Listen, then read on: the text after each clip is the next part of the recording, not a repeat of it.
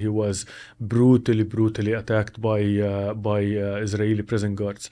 They dragged him to an area with no camera surveillance. They started beating him up until he passed out. He thought that that was an assassination attempt because they kept beating him up until after he passed out, and he stayed bleeding for hours in the room with no medical treatment. So you can imagine the nightmare that Palestinians go through. And what I want to make sure that people understand is that my father is, unfortunately, the sad part is he's one of 10 or 11,000 Palestinian political prisoners who are going through the same. We're reading that Egypt and Qatar are pushing for it, and that we understand that Hamas wants him out. And just one thing before we get on to what may happen. Is it the case that Fatah is? I read. Our newspaper has broken the fact that has published that the PA is determined to keep him in. Is that true? Everyone is like, yeah, but why Palestinians would go to violence? Well, what's happening is beyond endurance with the Palestinian people. What do you expect when there is a right wing in Israel that is calling for the annexation of the West Bank, that is it's actually putting into practice the annexation of the West Bank. It's extinguishing communities. It's ethnic cleansing as we speak, attacking Palestinian families barbarously, brutally, killing them. People can't expect us to behave greatly while we're being suffocated and oppressed and going under apartheid and genocide and ethnic cleansing and so on.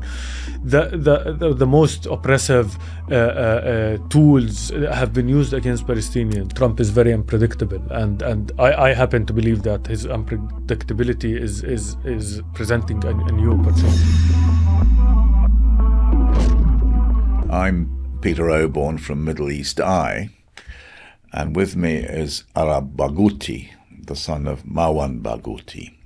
Now, there have been some prisoner releases over the last year or more, and always at the top of the list by popular demand has been Marwan Barghouti, who's been in Israeli jails for 22 years or so, and is often talked of as the next president of Palestine, and indeed as the next Nelson Mandela. So there are many things I'd love to talk to you about, and thank you so much, Arab, for coming in. Thank you so much for having me. Now, the first thing I want to know, I went to the screening of the film about your father and your family, really, and the campaign to release your father. It was so moving. But when afterwards you talked about the conditions he is in prison at the moment, and please tell us about that, because I found it so upsetting. So after October 7th, even though obviously my father had nothing to do with that, I think he's been targeted by the prison authority. They wanted to silence his voice because obviously he represents a strong voice within the Palestinian people and influential voice as well. They took him to solitary confinement, and he's been in solitary confinement for the past 18 months. They started by transferring him to prison after prison, and he got the worst torture tactics he went through that you can think of. Because transferring a prisoner in Palestine is a very, very hectic and humiliating experience. They really, make it deliberate that you suffer during that journey. Give us some details of what that means. Yeah, so in the car itself, they put you in a situation where your hands are behind your back, handcuffed, your legs are cuffed as well. You're in a situation where you're bending over the whole time. They, for fun, they would go on speed bumps in a very high speed just for you to be jumping around in the car and so on. And and when they are transferring them and taking them around. They make it that you can't walk freely, you can't walk unless you're bending over and so on. So it's a very tough experience. And the other thing is that they put him in a cell that was very tiny with no windows. He couldn't leave that cell. They would put the spotlight in his face so he can't sleep during his time in the cell. They would put speakers at the door of his cell running the Israeli national anthem for days. Days on end, you get the Israeli blasted at you. This is torture, isn't it? Exactly. Actually? These are all torture methods that they use against the Palestinian political prisoners, and he's Then they moved him to they wouldn't give him enough food. He lost so much weight. Is this true? That I believe there was a story in an Israeli paper that the security minister Ben-Gvir actually had disciplined a prison guard for feeding your father. Yeah, I think that's true, and I think you can imagine when someone like Ben-Gvir and his mentality and what he represents is responsible for the Palestinian detainees. You can imagine the experiences that they're having inside. Because, by the way, I've spoken to a number of people coming out of it. I mean, it's utterly harrowing. I mean, the amount of weight people have lost. How many people do you think have been killed? Do you understand? Have been killed in Israeli jails, murdered, I think possibly might be the right word, since October the 7th. They have been definitely murdered. The documented cases are close to 70 now, since October 7th. And I say documented because there are many undocumented cases that we don't know about, like the people in Gaza and the prisoners that they take from Gaza, and no one knows about them, even human rights organizations or anything like that. I think this week we lost three. Three died in Israeli jails this week. Yes, and you're talking about people who are deprived from food. I have a friend who painted my house, actually, who was taken. This guy had a newborn daughter that was in end of October 2023, and he was taken to administrative detention because he really wasn't involved in anything. And they put him outside naked with no food under the sun for 2 days, and he lost his life. His father was begging them to take the medicine that he was taking with them, but they refused, and that's what caused his death. And I think these are war crimes, by the way, or just crimes against humanity, aren't they? I mean, the Geneva Convention is doing a total mockery of all of that stuff. Yes, I think what's happening, is very dangerous to the future of humanity, because if you're saying that there is one state that is above the law, and I always say their slogan is illegal by international law. I keep saying this is illegal by international law, but I think that there should be a rescue for international law. We need to have rules in this world, and if there's a state that is above the law, we need to be very clear about that either they are above the law or they're within the law. And it's not even it is the scale of the barbarity of the treatment of Palestinian prisoners, which is so. But to return to your father, how do you hear what's going on? Because you haven't been allowed to see him, I believe. I haven't seen my father in 3 years. The last family member who saw him was my mother, who saw him 2.5 years ago. But he hasn't seen him for the last 2 years, yeah. Yeah, so the only one who was able to see him was his lawyer, and that was only 4 or 5 times since October 7th. And we learned very disturbing news last year that on March 6th of last year, he was brutally attacked by Israeli prison guards. They dragged him to an area with no camera surveillance. They started beating him up until he passed out. He got injured. He didn't get any medical treatment for it. And then when we talked to international governments that there is something needs to be done for this, when they talked to the Israelis lied, because that's what they do, and they said no, he's fine, we didn't do this, we didn't do that. And the lawyer was shocked because he saw the bruises with his own eyes. And then, things got a little bit calmer for 6 months. But then in September of last year, again, when the lawyer saw him weeks after, he told him that not only they brutally attacked him, he thought, my father, I'm quoting my father, he thought that was an assassination attempt because they kept beating him up until after he passed out, and he stayed bleeding for hours in the room with no medical treatment. So you can imagine the nightmare that Palestinians go through. And what I want to make sure that people understand is that my father is, unfortunately, the sad part is he's one of 10 or 11,000 Palestinian political prisoners who are going through the same. It's not like we're trying to single him out. The sad part is that there are thousands of Palestinian political prisoners who are going through the same horrible conditions at the moment. And my father is still in solitary confinement. I mean, you're quite, as I say, I've spoken to people who've been through this. It beggars belief. I mean, if it was happening in Britain, the government would fall. I mean, the Home Secretary was authorising the maltreatment of prisoners of the nature and scale. It would not be allowed. The press would be everywhere, and yet this is Britain's closest ally in the Middle East. And not a word, I find this very upsetting, by the way, as a British citizen. Yeah. That our government cannot, and to hear it makes me feel ashamed as a Briton and as a member of the human race. But hearing what your father's been going through, it's not just since October the 7th, it's got worse.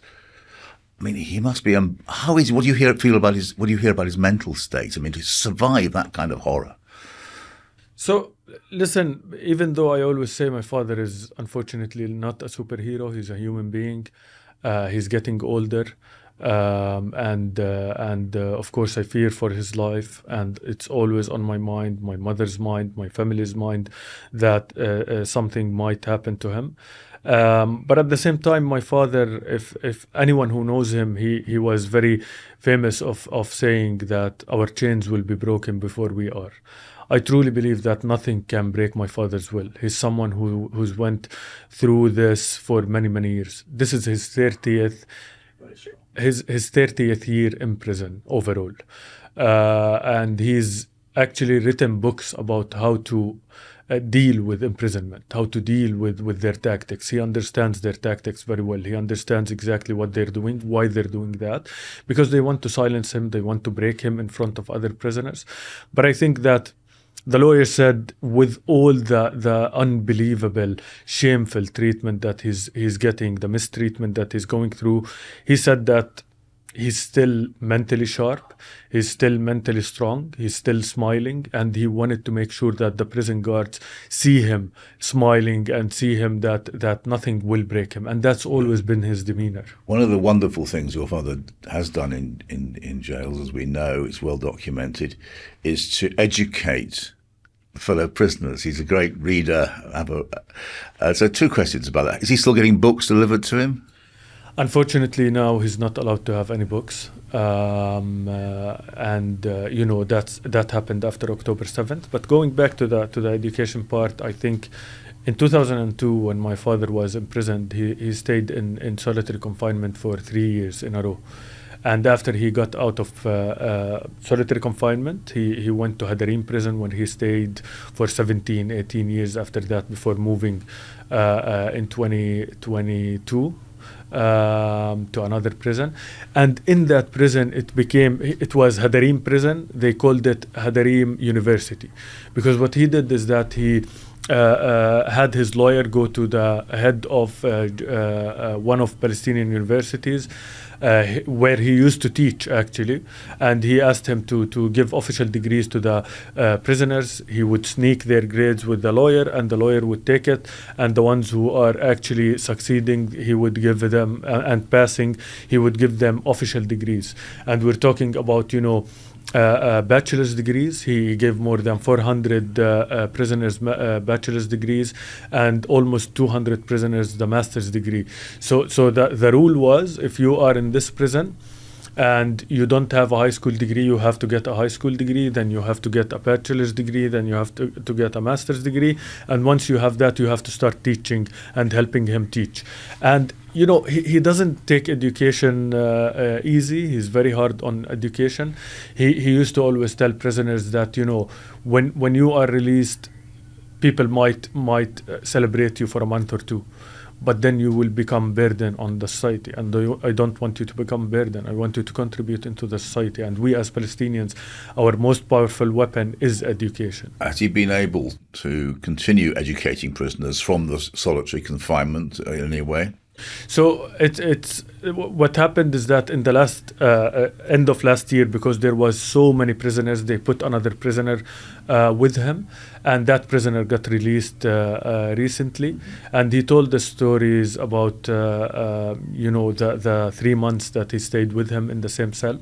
He said that they were assaulted multiple times. He talked about the food problems. They didn't have any food. But then he said that my father would have access, if he shouts, to 16 other cells. So he would give 4 hours straight of classes in Israeli studies, which is his specialty. And his nickname was Google, and between prisoners, because what they meant by that is that he would, remember that if you tell him what was the Syrian government in '63, he would name the prime minister, the ministers, what the situation was, the years.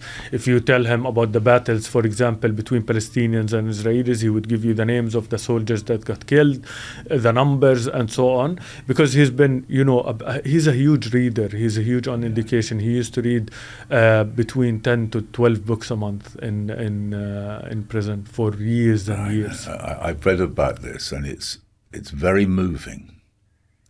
And so your father has not got access to books at the moment, you said, but in that mind of his, in between being starved and beaten, he retains the energy and the kind of intellectual clarity to educate his fellow prisoners by shouting Hebrew, teaching them Hebrew. Yeah, he teaches them Israeli studies. Israeli studies. He's fluent in Hebrew, actually. Yes, I know. He's got perfect. He's no accent, apparently. Yeah. I read. But he teaches Israeli studies. He's teaching to 16 other in this. He's in a tiny little cell, the size of a photo booth, almost, isn't he? Apparently.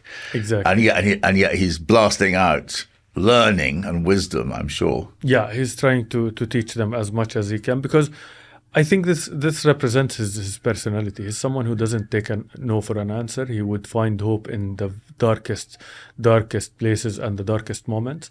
And this is exactly why the Palestinian people have him as the most popular leader. It's not because he is promising us, the Palestinians, with building roads or infrastructure or schools. It's because, first of all, he's someone who's willing to sacrifice his life, and he's doing so for the Palestinian cause. And also, he's a unifying figure. He's someone who would be taking initiatives to make things better for a better future. And I truly think that he represents a solution rather than a problem, someone who would contribute to the stability of the whole region. Now, let's look now from the harrowing account of your father, and let's not forget the thousands of other Palestinians in Israeli jails. Now, let's now look at, inshallah, this campaign is successful. And we're reading that Egypt and Qatar are pushing for it. And that we understand that Hamas wants him out. And just one thing before we get on to what may happen. Is it the case that Fatah is? Our newspaper has broken the fact that has published that the PA is determined to keep him in. Is that true? So I think we need to be very careful when we say the PA. I don't think that the PA doesn't want him. Maybe a couple of people in the PA.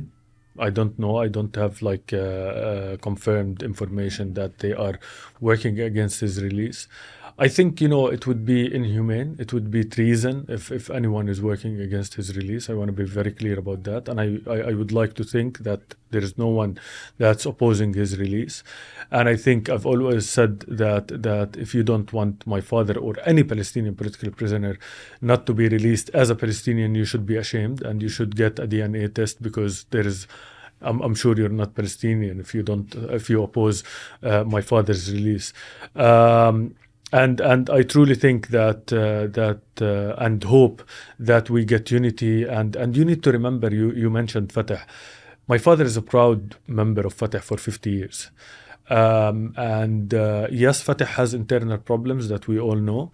But he's a central committee member, which is the highest committee of Fatah.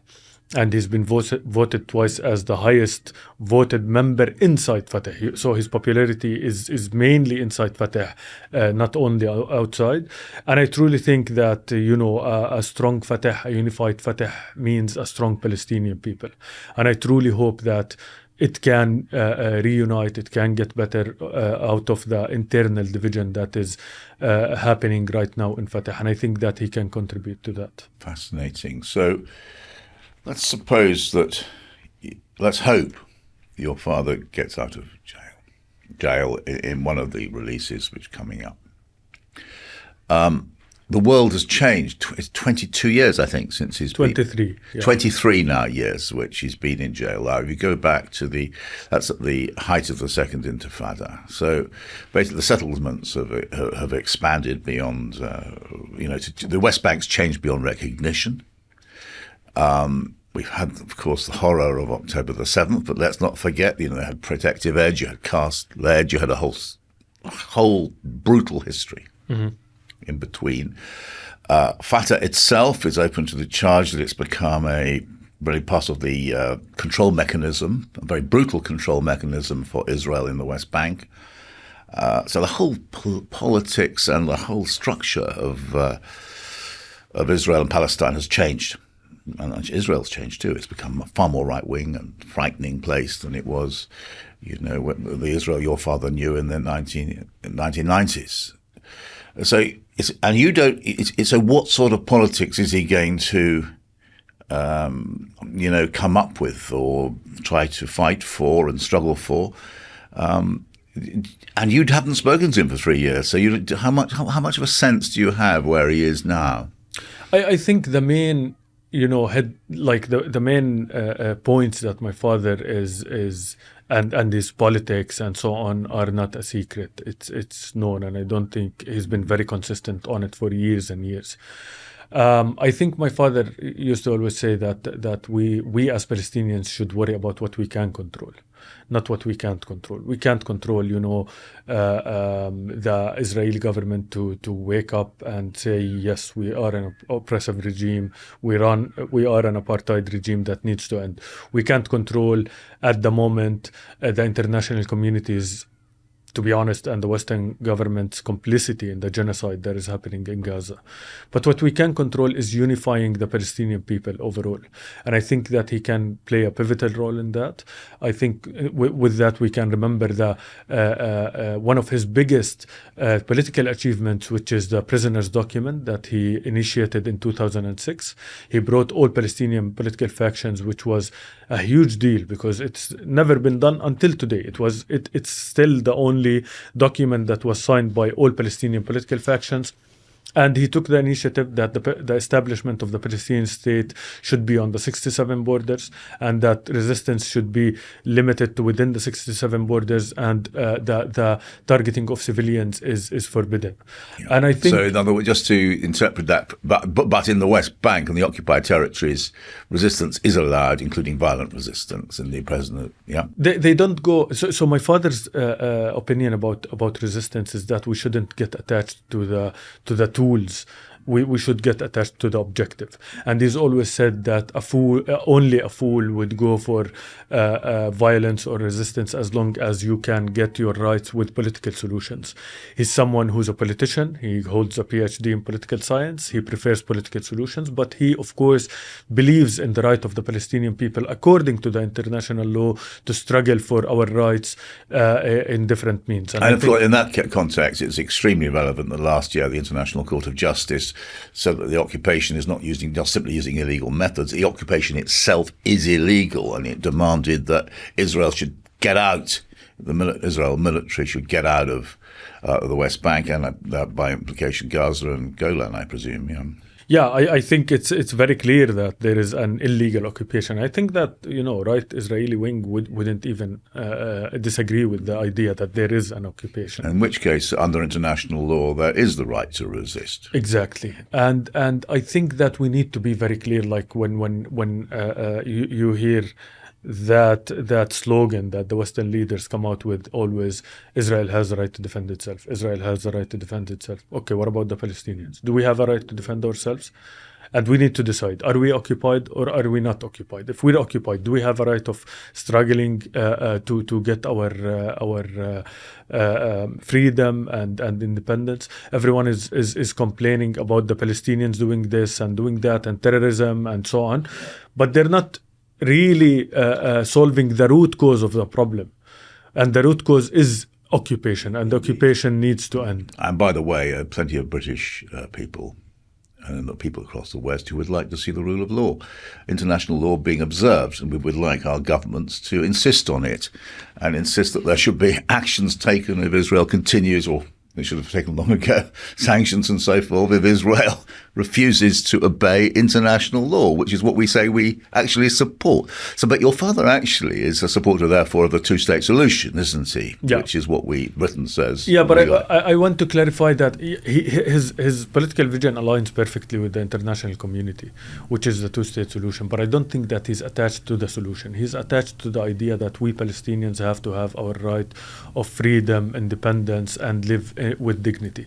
I don't think he's attached to one solution. He's open to different solutions, but what's non-negotiable for him is the right of the Palestinian people of independence, self-determination, living in freedom, and the most important thing is Palestinian dignity. Because Palestinian dignity has been missing for decades and decades in front of everyone's eyes. When we look at the normalized videos of the human suffering, the shameful human suffering that is happening in Gaza, and the mothers and the children and the slaughterhouse that is happening, I think that shouldn't be normalized. It's so unfair that even the pro-Palestinians around the world, Palestinians are so strong, Palestinians are superheroes. No, we're not. We're human beings. We have families, we have feelings, we have emotions, we have mothers, we have fathers, we have children that we want them to live in safety. And everyone is like, but why Palestinians would go to violence? Well, what's happening is beyond endurance with the Palestinian people. What do you expect when there is a right wing in Israel that is calling for the annexation of the West Bank, that is it's actually putting into practice the annexation of the West Bank. It's extinguishing communities. It's ethnic cleansing as we speak. Attacking Palestinian families barbarously, brutally, killing them. We've had sorry, you're speaking, not me. I just feel that it's quite a strong position. What we're seeing at the moment is extraordinary. So what is just horrifying. So God willing, your father emerges from jail. What happened? I think do I understand therefore that he might go into back to family life? You hasn't seen your mother for regain family life, or will he go into politics, back into politics? I think so. Personally, if you ask me, I would prefer for my father to be back with the family. He's missed the main highlights of our life. He wasn't there when my siblings got married. He's never met his 6 grandchildren before. The eldest is 12 now. And it's sad, the fact that they don't know him personally. Hasn't met one of his 6 grandchildren? No, never. And they're not allowed. And I would love for them to learn about this man and how great he is, because aside from the politics, and he's the most popular leader and so on, and the Palestinian Mandela, and of course it makes me proud, but that's not what I'm concerned about. I'm his son, and this man is a truly great father. I've never seen anyone like him. He's loving, he's kind, he's gentle, he's always present when I see him. He's very expressive about his love and about he's never instilled in us hatred or anything like that. He's always looking forward, he's always looking for solutions, he's always promoting forgiveness in order for us to get to a better place. And this is exactly why I would love for his grandchildren to get to know him and to learn about the values that he brings. And frankly, what I'm concerned about is that he fulfills the promise that he's given my mother more than 4 decades ago, when he told her that when Palestine is free, I promise you that we will live a normal life. Because when my father proposed to my mother in the 80s, in 83 to be specific, they actually got engaged while he was in prison. He told her that he wrote from prison with his marriage proposal. Yeah, and he told her that I'm not going to be a doctor or an engineer.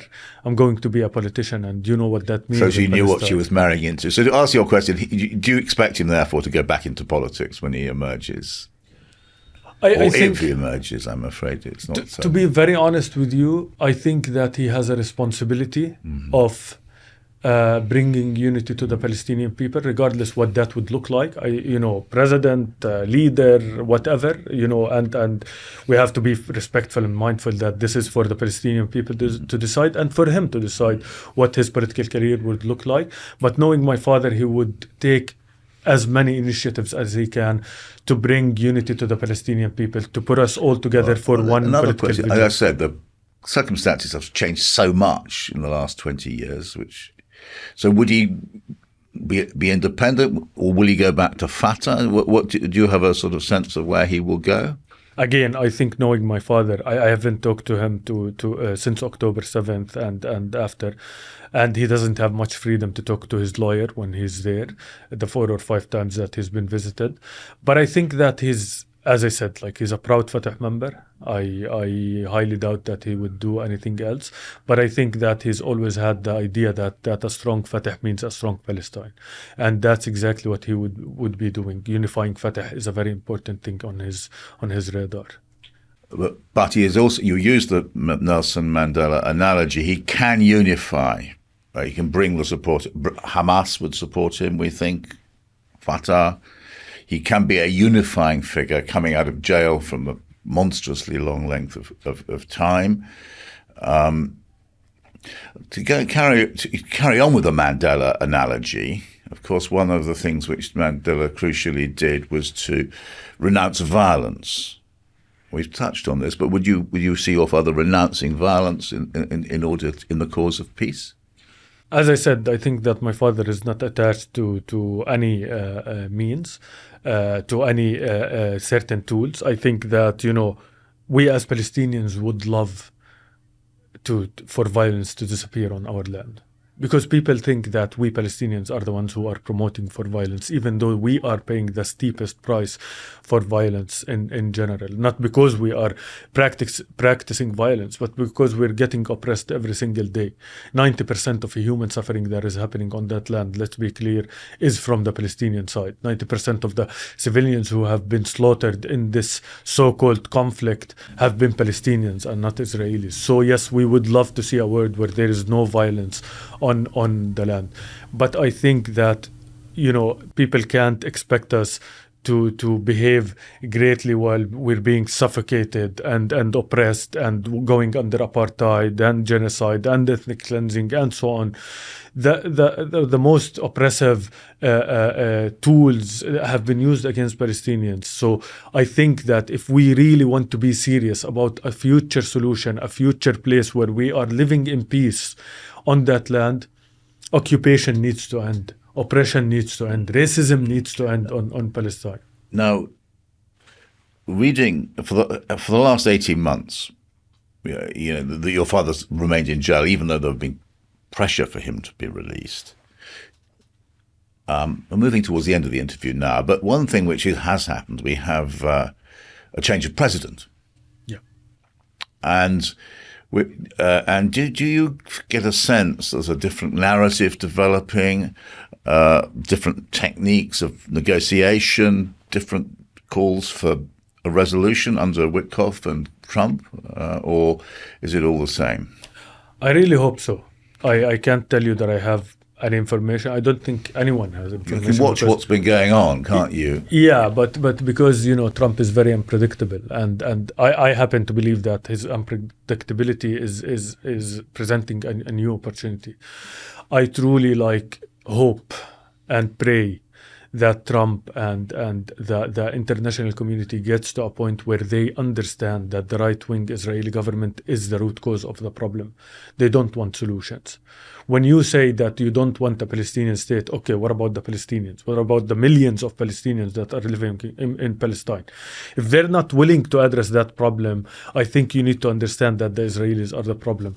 And once you understand that, hopefully there will be a pressure on the Israelis that if you go to the table, you negotiate for an end of this genocide, brutal genocide that is happening in Gaza, or else we will start sanctioning you exactly like they did to the apartheid regime in South Africa. And I think the shift is happening, and people think that politicians are going to wake up, the Western politicians who have been always lecturing us about human rights and humanity and all these values, but when it comes to the Palestinians, of course, the unconscious racism works. Have you been you've been here a week? Yeah. Have you been into the Foreign Office and told them this? Yeah, of course. British Foreign Office. The British politicians are really good at giving you what you want to hear. They're too nice. I did. And I think people would be naive to think that politicians would wake up one day, in general, not only in Britain, would wake up one day and have some conscience and be like, what's happening is wrong. We need to do something. No. It's not like people follow politicians. Politicians follow what the people want. And the shift that is happening in Britain and in the West is real. The public opinion is shifting. People are waking up to the fact that we've been always lied to about the so-called conflict in Palestine. And people are getting oppressed. And I truly encourage more and more politicians to come. And I really encourage the pro-Palestinian camp not to shame anyone for coming late. Please, this is not helping. We should welcome anyone who's willing to speak out about Palestine, even if they were on the wrong side of history. Let history judge that. And I truly think that history want to have mercy on the likes of Ursula and the others who came out and put the Israeli flag and so on, but then they went silent on the genocide. But I really hope the likes of whom and others, sorry? Ursula, who was the head of the EU. Yes, indeed. Right. And others, I can give you many other examples like Sunak and others. But I think it would be encouraging. You want to build a broad coalition now and forget the past and come together for, look, let us hope the end of one of the most barbarous occupations that modern history has seen. How's your final question? And thank you very much indeed for talking to me. It's been a real pleasure. How's your mother? She came over so well in that film. I've never met her. How is she at the moment? So I always say that if I need an hour to talk about my father, I need days to talk about my mother. She's the true inspiration of our family. She's the pillar that kept our family together. I almost broke down in tears when she was getting in the bus to go and they wouldn't let her in at the last minute. Yeah, it's the life that we live in. She's an amazing woman. She's a great leader in her own rights. She's the one who founded one of the founders of the first women rights organizations in Palestine. She's a great lawyer. And, when my father was in prison, she had 4 teenagers that she had to worry about and raise. And her husband wasn't there, obviously. And rather than to go home and feel sorry for herself, which she had all the right to do so, She founded his campaign. She made him recognized nationally and internationally. She founded his international campaign afterwards, and she is the main reason why Marwan Barghouti is still recognized nationally and internationally. And I think she is a great, amazing human being, a great mother. And you know, yesterday was her birthday. I want to wish her a happy birthday, and I truly wish that next birthday she will celebrate it with my father and with us as a family, and she deserves the best things to happen in her life, and I can't even express how inspirational she is for me, for the others. And the last thing I want to say is that, you know, some people come and tell me, you know, it must be hard being the son of Marwan Barghouti. And I tell them it's the biggest privilege anyone can have, to have such amazing and you know, great parents who are raising us on the right values of life, who always instilled in us the values of freedom and humanity and all of that. And they always wanted to make sure that we're never driven by hatred. We're always driven by a purpose, and that purpose is Palestinians' rights. And I always have the Palestinian children in my mind, because we have the right to have a dream of having Palestinian children getting raised in a safe environment. You know, we want to live the normal life. We want to wake up, drink coffee, go to our jobs, and so on. It's not like we prefer violence or anything like that. But you see the situation, and you can see that. But you know, I want to say that my father's quote that always resonates with me is, hopelessness is a privilege that we Palestinians don't have. So he's already deleted hopelessness. We don't think about it. It's not in our dictionary. And that's who he is as a person and as a leader. Well, I think you have a great deal to teach the world. Thank you very much for talking to us today. Thank you.